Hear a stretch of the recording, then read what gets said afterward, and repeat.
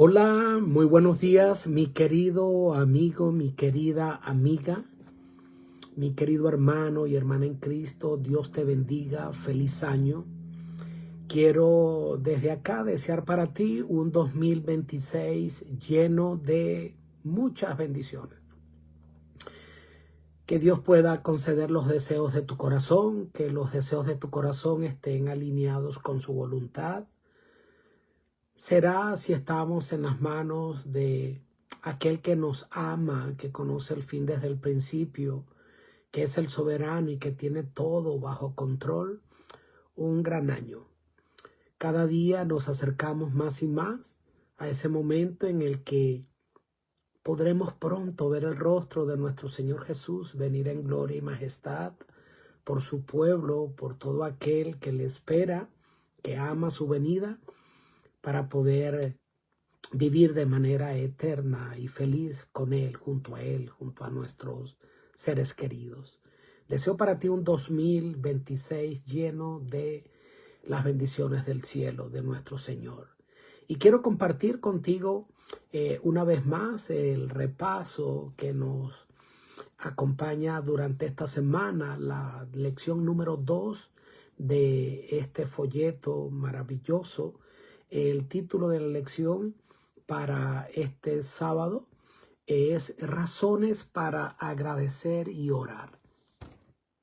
Y de verdad que me encantó el título porque es una fecha propicia. Todos los días yo me levanto y yo agradezco a Dios por su amor, por su bondad, por su cuidado diario, porque es que cada día que pasa y que logramos finalizar no es por obra de la casualidad, es por la misericordia y la compañía y dirección de Dios, de sus ángeles, que nos ha librado del mal. Pero evidentemente cuando finaliza un año, ¿te has puesto tú, como lo he hecho yo, a pensar cuán bueno ha sido Dios contigo, con tu casa, con tu familia? Más allá de las luchas, de los desafíos, de los momentos que no fueron fáciles, ¿pudiste ver cómo Dios condujo tu vida en victoria, en bendición durante todo el año? Yo debo decirlo que sí. Todo es por su gracia y por su amor y evidentemente por el esfuerzo que cada uno de nosotros le puso a cada oportunidad, a cada proyecto. Porque hay cosas que Dios nunca hará que te competen hacerlas a ti y a mí. Pero en vano trabaja el que edifica la casa si no es Jehová quien la edifica. Yo me siento agradecido por Dios, esperanzado en que este 2026 será un año de victoria en todos esos aspectos de la vida en los que Dios quiere ser el protagonista y nos quiere bendecir. Entonces el título me encanta. ¿Tienes tus razones para agradecer y orar? Y de eso habla esta lección.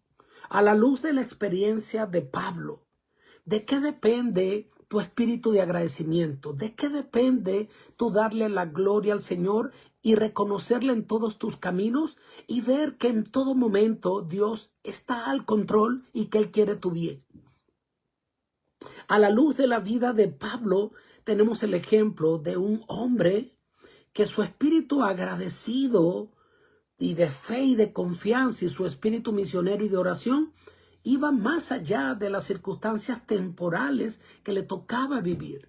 Él tenía una visión más amplia, de origen eterno y espiritual, que iba más allá de las circunstancias por las que él estaba pasando.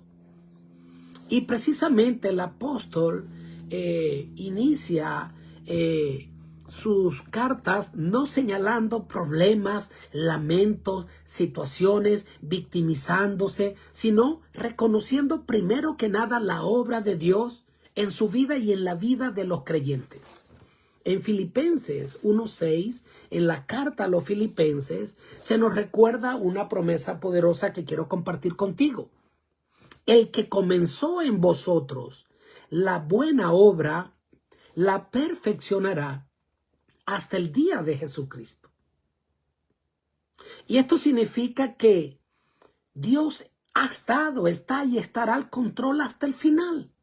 Y esta certeza es la que nos da razones profundas para agradecer, para orar, aun cuando el proceso no haya terminado, aun cuando todavía ni siquiera logras ver la luz al final del túnel, tú confiar y saber que Dios está al control, aún en medio de la noche de tu vida, saber que hay un amanecer glorioso. Y Pablo nos enseña que la gratitud fortalece la fe y que la oración va entonces a conectar nuestro corazón con el corazón de Dios.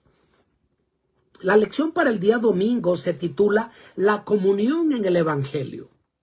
Y cuando nosotros leemos Filipenses 1, 3 al 8, vemos claramente por qué Pablo estaba agradecido. ¿Tú estás agradecido por qué?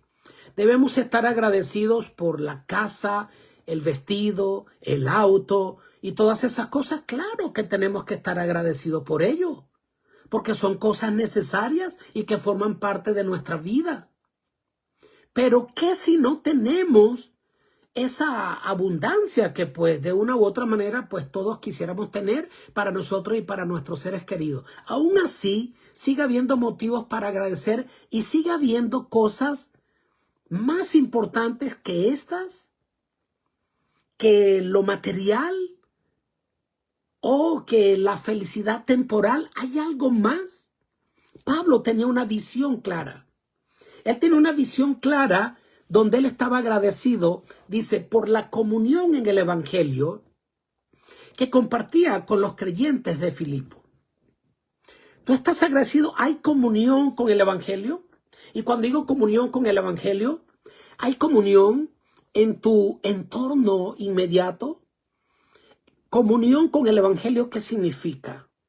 Si sabemos que el Evangelio es la buena nueva de la salvación, comunión en el Evangelio es que tu entorno, tu vida, tu familia, empezando por allí, abraza esta misma esperanza. Porque claro está que aquí vamos a analizar esta lección a la luz de lo que es la parte de la comunión con nuestros hermanos. Pero yo me quiero referir primero que nada a la comunión más cercana, más íntima y que repercute más en tu vida y en mi vida. ¿Cuál es la comunión más importante? ¿No es con los tuyos? ¿No es con tu familia directa, con tu esposa, con tus hijos? ¿Hay allí comunión? ¿Hay paz en tu hogar, pero que descansa sobre la base sólida del temor a Jehová, del deseo de honrarle y de glorificarle a Él, de que Él sea el que conduzca las riendas de nuestro hogar? Que la estabilidad de mi hogar, de mi matrimonio, de mi relación con mis hijos está fundada en que he hecho de Cristo el centro, la base sólida sobre la cual se edifican mis relaciones. Entonces allí Pablo está agradecido. Y en una circunstancia adversa, estando Pablo encarcelado, separado físicamente de su comunidad espiritual, él los llevaba en su corazón. Y Pablo dice que los anhelaba con el entrañable amor de Jesucristo, lo dice en Filipenses 1:8, y cada recuerdo de ellos lo llevaba a orar con gratitud, a saber que si físicamente estaba lejos o aislado, estaban unidos porque él los llevaba en su corazón. Entonces Pablo agradece porque los filipenses habían participado de sus sufrimientos desde el primer día, de la comunión, no solo espiritualmente, sino que los estaban apoyando a él en el ministerio. Pablo estaba preso, pero ellos continuaban con la obra, con el legado que Pablo había dejado. Y esa comunión era una comunión recíproca, viva, constante. Y por eso Pablo oraba por ellos con gozo.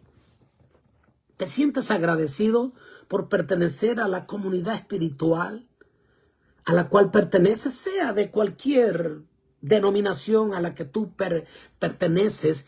¿Te sientes parte de ello? ¿Te sientes bendecido por esa comunidad a la cual perteneces y tú eres un canal de bendición? La seguridad de Pablo les da una esperanza profunda y consuela también a sus hermanos, porque Dios no abandona su obra. El mismo Señor que comenzó la buena obra, Pablo dice, Él será fiel en perfeccionarla hasta el día de Jesucristo. Y esa promesa es muy importante. ¿Por qué? Porque no es una promesa que descansa en la fidelidad humana o en las habilidades humanas, sino en la fidelidad y la soberanía divina. Incluso su prisión, Pablo la ve como una oportunidad, como algo donde Dios no ha dejado de estar al control, sino como una oportunidad para él defender el evangelio en un lugar donde de otra manera no lo podría hacer, lo dice en Filipenses 1:7. Entonces Pablo no está centrado en su seguridad o en su comodidad personal, sino que él está concentrado en la obra global que tiene que ver con el evangelio de Jesucristo, donde él abraza la certeza de que el evangelio será vindicado, aún a través de sus prisiones. Y así entonces nos enseña que la verdadera comunión cristiana va a producir en ti agradecimiento, oración, gozo y una confianza firme en que Dios está al control del mundo, del país, de tu circunstancia. Que Dios tiene el mundo acá en el hueco de su mano y que Él no ha perdido ni perderá el control, y también te tiene a ti en el centro acá de su corazón. Somos la niña de los ojos de Dios. Pablo habla acerca de los pedidos que él tenía en sus oraciones. Tú oras por qué cosas. Orar en todo tiempo, pero ¿qué es lo prioritario en tus oraciones? Pablo nos ofrece en Filipenses 1:9-11 un modelo de oración profundamente espiritual y que debería ser la oración tuya para este año que está comenzando. Y créeme que es una oración o una estructura de oración muy distinta a una oración centrada en ti mismo, en tus necesidades personales, y nos da un modelo de oración breve en extensión, pero muy profundo e inmenso en su contenido, donde se nos presenta algo más abarcante, más profundo, no individualista, sino que tiene que ver con la obra de la redención. Ve lo que dice en Filipenses 1:9-11. Y esto pido en oración, que vuestro amor abunde aún más y más, en ciencia y en todo conocimiento, para que aprobéis lo mejor, a fin de que seáis sinceros e irreprensibles para el día de Cristo, llenos de frutos de justicias, que son por medio de Jesucristo para gloria y alabanza de Dios. Aquí Pablo está hablando de que todo en mi vida debe glorificar el nombre de Dios, para alabanza de Dios, para el avance del reino, para que se reivindique el carácter y la justicia de nuestro Señor Jesucristo, del Dios que nos ha creado. Entonces él allí en esa oración revela no sus circunstancias externas, sino la formación del carácter cristiano y del bienestar espiritual de toda la congregación, de toda la comunidad de fe. Por eso él ora por el amor. Pablo allí ora para que haya amor y este amor abunde entre los creyentes, para que abunde en tu hogar. La primera iglesia tuya a la cual tú perteneces y por la cual Dios te va a pedir cuenta, y a mí como pastor, lo primero, el primer rebaño por el cual Dios me va a pedir cuenta es por mi esposo y por mis hijos, por mi familia, por mis más cercanos. Tiene que abundar el amor. Debo enarbolar la bandera del amor.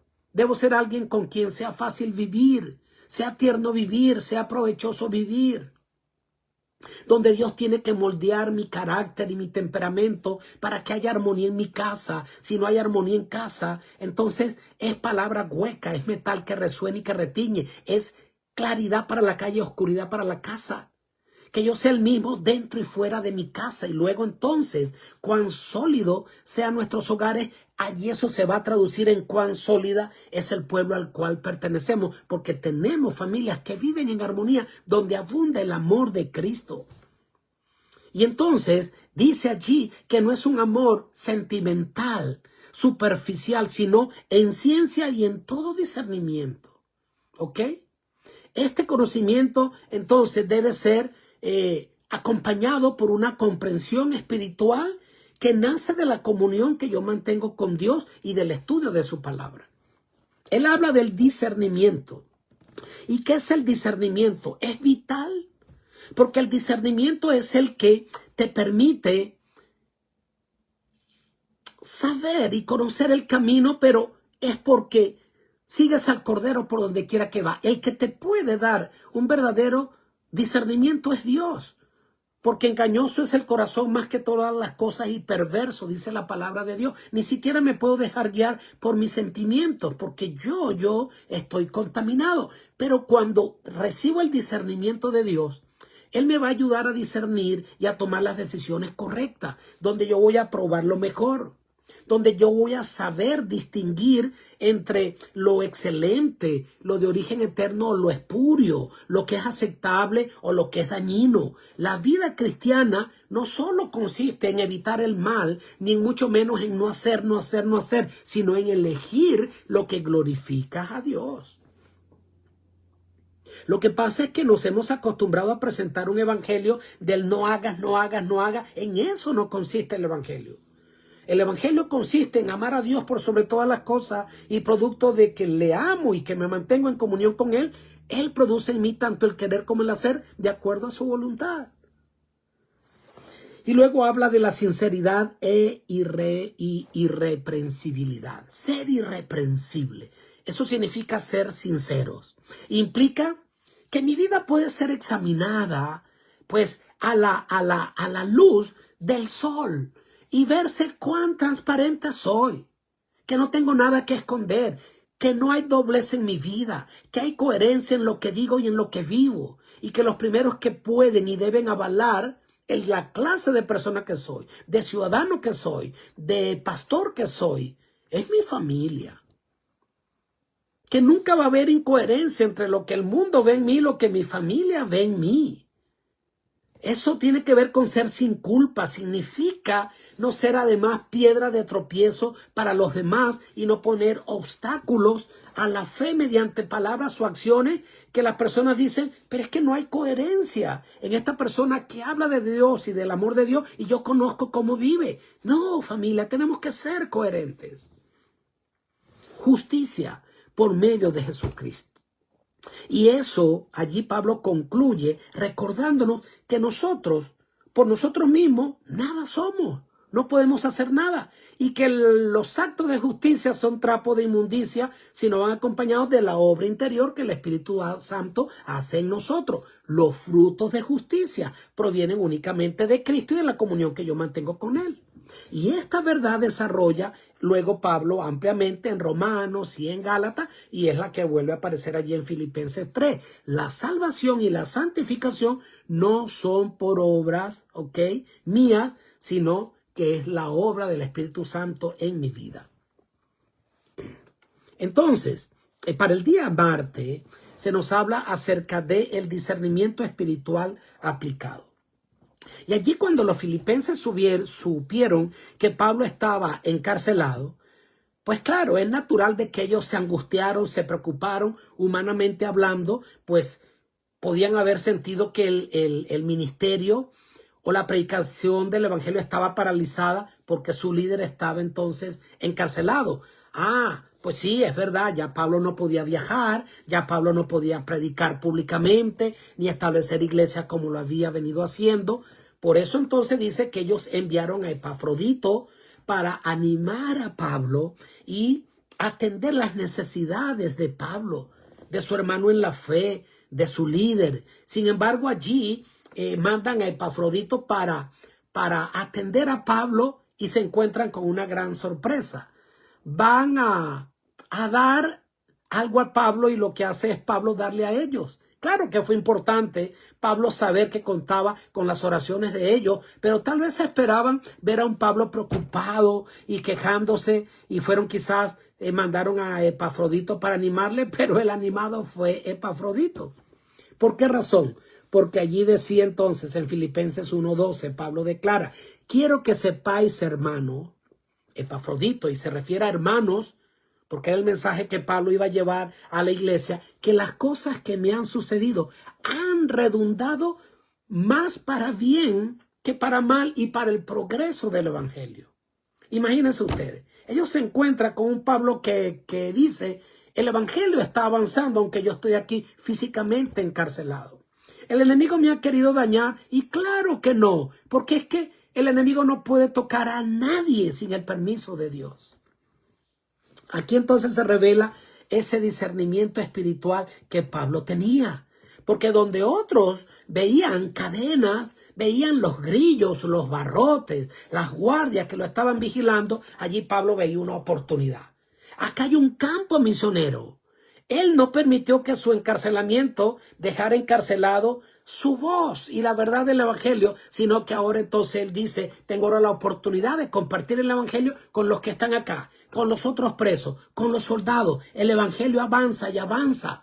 Y él decide presentar el evangelio con valentía. Dice: la mayoría de los hermanos se atreven entonces mucho a hablar la palabra sin temor, decía Pablo. ¿Por qué? Bueno, porque la velocidad y el ímpetu y la valentía y la espiritualidad del líder va a repercutir entonces en el pueblo, en los liderados. Entonces Pablo reconoce que todos estaban allí predicando ahora el evangelio con motivaciones puras. Dice allí, como lo dice Jeremías 17:9, algunos a la verdad predican a Cristo por envidia y por contienda, en Filipenses 1:15, recordándonos la realidad del corazón humano descrita por Jeremías, que dice: engañoso el corazón más que todas las cosas, ¿verdad? Entonces no podemos confiar en mis propias intenciones, sino en lo que el Espíritu Santo produce en mi vida.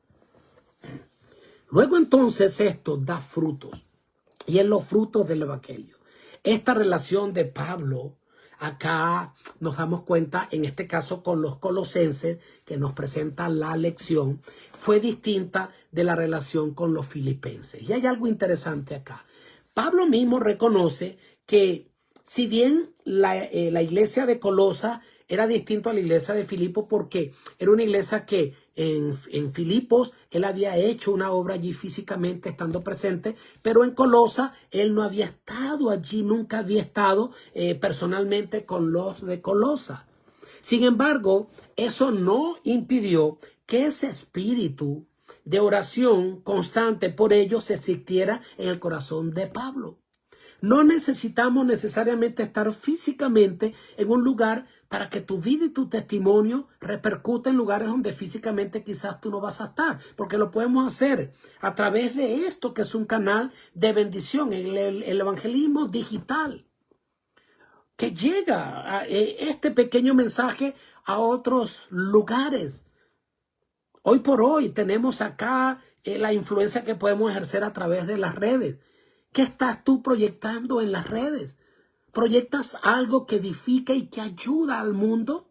No importa que sea visto por 30, 40, 50, 70 personas que suelen ver este video. Sí, pero con que uno reciba la bendición y la instrucción, yo me siento recompensado. Estoy haciendo algo por la obra de Cristo. Y el Señor se encargará de llevarlo a más. Pero yo sigo fiel allí, predicando y dando a conocer el amor de Cristo. Entonces allí Pablo habla de que, a pesar de que él no había estado allí, el testimonio de Pablo había estado allí creciendo. El amor que Pablo tenía por los santos era inmenso, y era una esperanza que les unía. Él hablaba de la esperanza guardada en los cielos. Finalmente allí Pablo agradece por esa esperanza descrita en Colosenses 1:5. Y esa esperanza era no un deseo incierto, no una esperanza efímera, sino que era una realidad segura, que él unía a Pablo con el resto de sus hermanos y que lo describe como una herencia incorruptible, incontaminada e inmarcesible en 1 de Pedro 1:14. Es una esperanza futura que da sentido, que da firmeza y perseverancia hoy día en el presente. Así que el evangelio que produce fruto es ese evangelio que él llama la verdad o la palabra de verdad en Colosenses 1:15. A diferencia de la palabra humana, que pues es metal que resuena y címbalo que retiñe cuando no va acompañada del amor de Cristo en tu corazón, la palabra actúa de manera eficaz en aquellos que la creen y cumple el propósito divino. La palabra que yo acá presento no es mi palabra, es la palabra de Dios y nunca se devuelve vacía. El evangelio no solo debe informar, el evangelio debe permitir que la persona pueda ser transformada con el poder del Espíritu Santo. Finalmente, entonces, mi querido, es una lección que nos debe llevar, como dice acá, el poder de la oración, a entender que nosotros vamos a ser llenos del conocimiento de la voluntad de Dios cuando estamos de rodillas. Usted no se puede conducir en la vida por su propia inteligencia o discernimiento. No, usted no puede andar dando golpes al aire en la vida.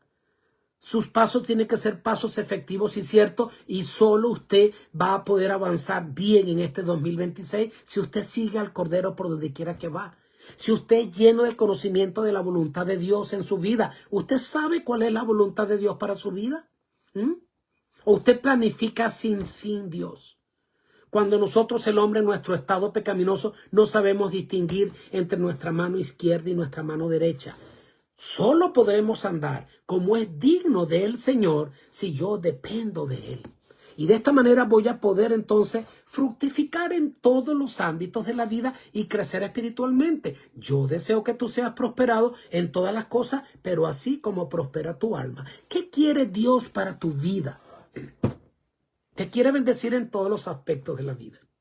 Cuando haces el balance de tu 2025, sientes que has crecido, que has avanzado, que has prosperado en todos los ámbitos de la vida, pero primero espiritualmente. ¿O es que Dios está desligado de querer entonces solo bendecirte espiritualmente y qué con las demás facetas de tu vida? Dios te quiere bendecir en todos los aspectos de tu vida. ¿Aprovechaste el 2025? ¿Hiciste de este 2025 un año de crecimiento en todas las etapas de tu vida, pero donde la base sólida sobre la cual construiste el bienestar tuyo y de tu familia fue bajo el temor de Jehová? ¿Fue reconociéndole a Él como el soberano, como aquel que te da las fuerzas para hacer la riqueza? Porque si no, vuelvo y repito, en vano trabaja el que edificare la casa, sino es Jehová quien la edifica. Es por eso que entonces es una verdad esencial. Tú y yo no podemos controlar el futuro, pero sí podemos decidir confiar en el Dios que conoce el futuro, que conoce el fin desde el principio. Y sí, muchas veces hay momentos de ansiedad y no sabemos qué va a ser del futuro. Estamos viviendo, y yo lo tengo que mencionar como venezolano, en este momento una situación complicada y que muchos venezolanos estábamos anhelando y muchos se preguntan, ¿y qué va a ser del futuro de nuestro país? Dios está al control. Y nosotros que estamos acá como inmigrantes en otro país, cuando la gente dice, ¿qué va a ser de mi estancia en este país? Dios está al control, porque yo estoy donde Dios me ha querido tener y yo voy a seguir estando donde Él me quiere tener, y donde quiera Él nos quiera tener será el mejor lugar para estar. No existe un mejor lugar donde nosotros podemos estar que no sea a los pies del Salvador. Dios es el mismo aquí, en mi país, en Venezuela, en cualquier otro país. Mi seguridad, mi prosperidad, mi bendición, mi estabilidad no depende entonces de hombre o de gobierno o de decisiones humanas. Depende de la voluntad de Dios, que quiere mi bien, que no solo quiere, sino que puede. Y yo solo le pido a Dios que me ayude a estar conectado con Él, vivir en armonía con su voluntad, y sabemos que tenemos entonces un futuro glorioso, más allá de lo que podamos padecer acá en esta tierra. Deseo para ti, mi querido amigo, un 2026 lleno de la bendición de Dios, de la conducción del Espíritu Santo. Confía en el Señor, aprovecha las oportunidades, administra bien el tiempo, desarróllate en todas las habilidades y áreas que Dios te permite desarrollarte. Sé sabio. No dejes entonces que los días pasen y tú sigues siendo el mismo. Con la ayuda y el poder de Dios, podemos ir como la aurora que va en aumento hasta que el día es perfecto. Son mis deseos para ti. Dios te bendiga, Dios te guarde. Comparte este mensaje con otras personas. Vuélvete en un canal de bendición para otras personas que les va a hacer bien este mensaje. Dios te bendiga. Chao.